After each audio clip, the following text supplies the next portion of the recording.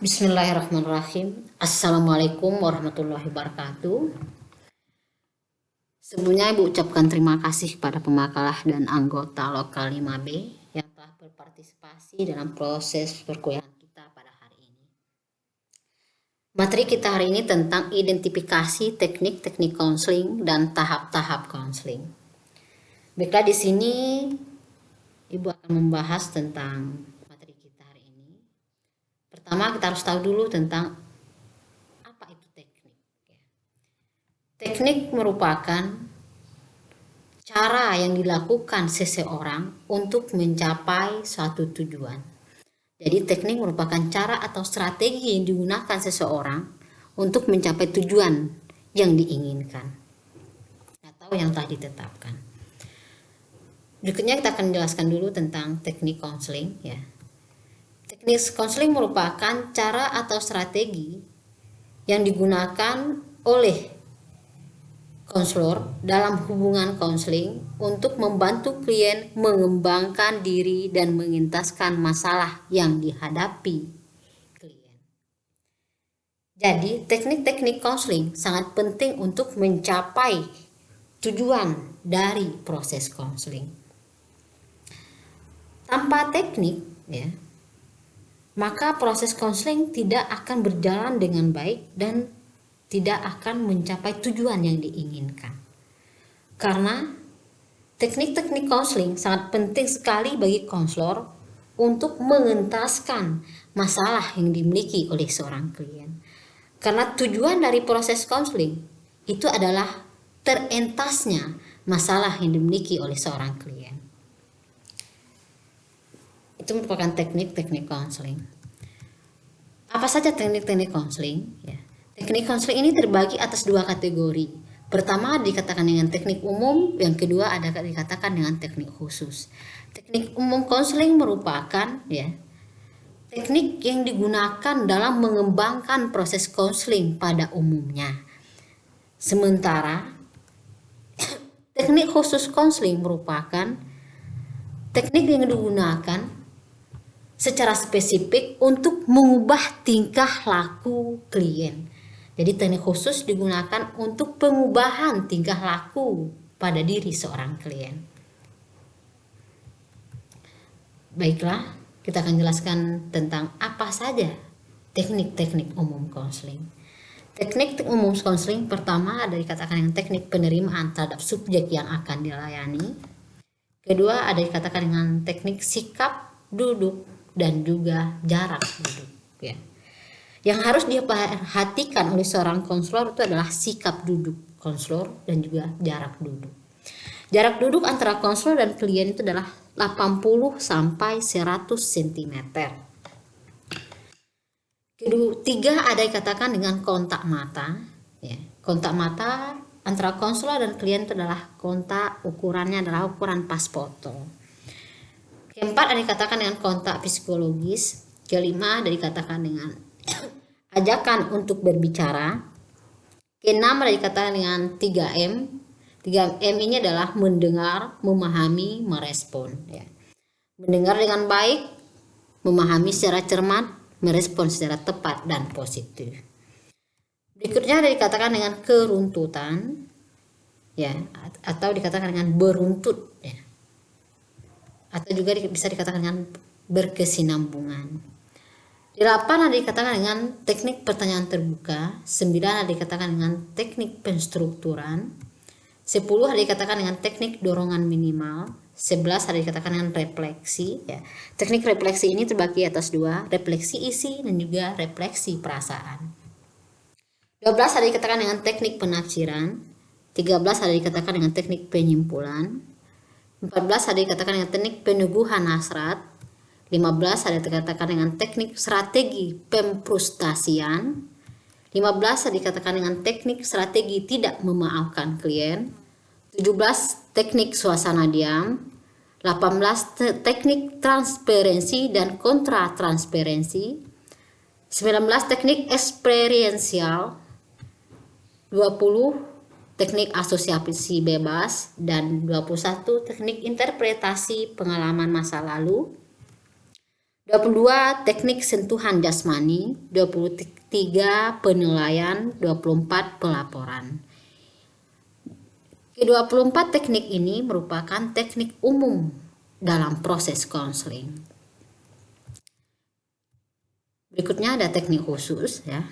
Teknik khusus konseling pertama pemberian informasi, kedua pemberian contoh dan latihan bertingkah laku, ketiga dikatakan dengan teknik pemberian contoh pribadi, keempat teknik perumusan tujuan, kelima ajakan memikirkan sesuatu yang lain, keenam teknik perumusan tujuan, ketujuh peneguhan hasrat, kedelapan latihan penenangan atau bisa dikatakan dengan relaksasi, 9 teknik desensitisasi dan teknik sensitisasi, 10 teknik kursi kosong, 11 teknik permainan peran dan juga teknik permainan dialog, 12 latihan keluguan, 13 teknik latihan seksual, 14 teknik analisis transaksional, 15 teknik analisis gaya hidup, 16 teknik pemberian nasihat, dan juga 17 kontrak.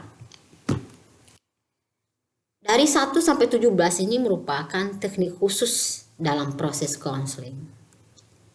Kita masuk lagi tentang tahap-tahap konseling. Tahap konseling ini ada 5. Pertama dikatakan dengan tahap pengantaran, kedua dikatakan dengan tahap penjajakan, ketiga dikatakan dengan tahap penafsiran, keempat dikatakan dengan tahap pembinaan, dan kelima dikatakan dengan tahap penilaian. Ya, kita jelaskan dulu apa itu tahap pengantaran. Ya. Tahap pengantaran adalah tahap yang mengantarkan klien kita masuk ke dalam proses konseling. Ya. Pada tahap pengantaran merupakan satu proses mengantarkan klien memasuki kegiatan konseling dengan segenap pengertian konseling, tujuan konseling, azas konseling, ya, dan juga penerimaan yang bernuansa hangat, terbuka, dengan konsep kata PS klien tidak pernah salah. Itu merupakan tahap pengantaran. Kedua dikatakan dengan tahap penjajakan. Tahap penjajakan merupakan tahap pendalaman masalah. Ya. Konselor menggunakan berbagai teknik dalam proses konseling. Proses penjajakan masalah ini diibaratkan sebagai membuka dan memasuki ruang sumpek, ya, atau hutan belantara yang berisi tentang permasalahan-permasalahan yang dimiliki oleh seorang klien tersebut. Itu tahap pengantaran. Berikutnya dikatakan dengan tahap penafsiran. Ya. Tahap penafsiran merupakan tahap di mana konselor menafsirkan apa saja yang telah diutarakan oleh seorang klien di tahap penjajakan. Tahap berikutnya dikatakan dengan tahap pembinaan.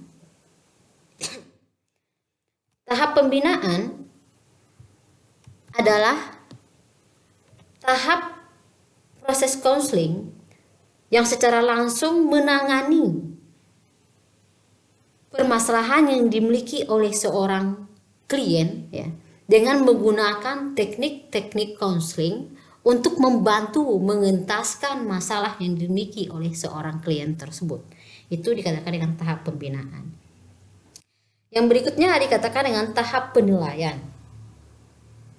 Ketika proses konseling akan berakhir, maka seorang konselor menggunakan yang namanya penilaian untuk menindaklanjuti hasil dari proses konseling yang telah diberikan.